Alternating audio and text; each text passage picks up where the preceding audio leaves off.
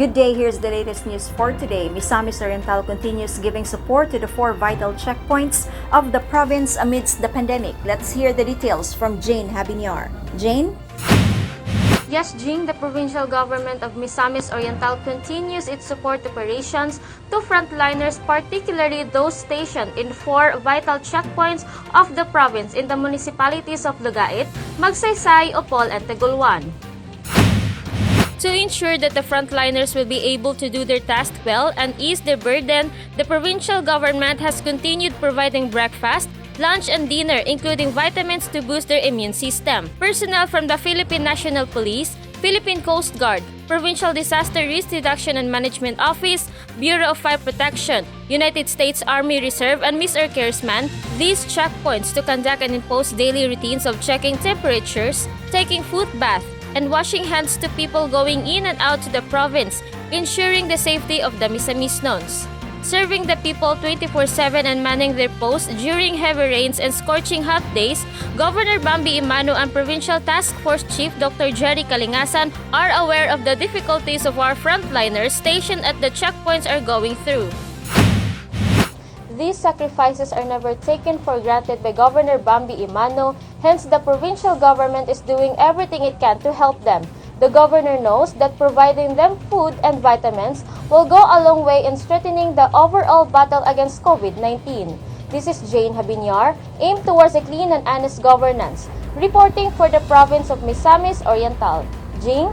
Thanks, Jane. In another story, in a display of Misamis Oriental's full cooperation and confidence, Governor Bambi Emano vehemently supported the very first virtual meeting of the Misamis Oriental Information Officers Network or MISOR Infonet. Jebsen Patlunag will tell us more.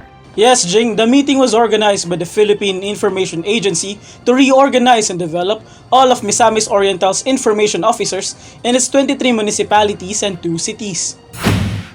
The meeting was organized by the Philippine Information Agency to reorganize and develop all of Misamis Oriental's information officers in its 23 municipalities and 2 cities. Also present at the meeting were national line agencies to observe and support the initiative of PIA. Representing Governor Bambi Emano in the meeting was Ms. Meriden Okot, who delivered the governor's message of support. During the virtual meeting, an election was also held to re-establish MISOR Infonet's officials. The newly elected officials unanimously decided to swear their oath of office to Governor Bambi Emano in the following days. The main purpose of MISOR Infonet is to ensure that the information officers of the province work together to disseminate the truth amidst the rampant spread of fake news. This mission is strongly supported by Governor Bambi Emano, for he himself is an advocate against fake news. The governor also urged the information officers of the province to use all forms of communication and media to spread news, especially now that the need for timely and relevant information is of utmost importance to all Misamisnons as the movement of the people is restricted due to the pandemic. This is Jebsen Patlunag, aimed towards a clean and honest governance, reporting for the province of Misamis Oriental. Jing? Thanks, Jebsen, and that is the latest news for today. For more updates, please visit the Misamis Oriental Provincial Information Facebook page. This is Jing Kerosit. Good day.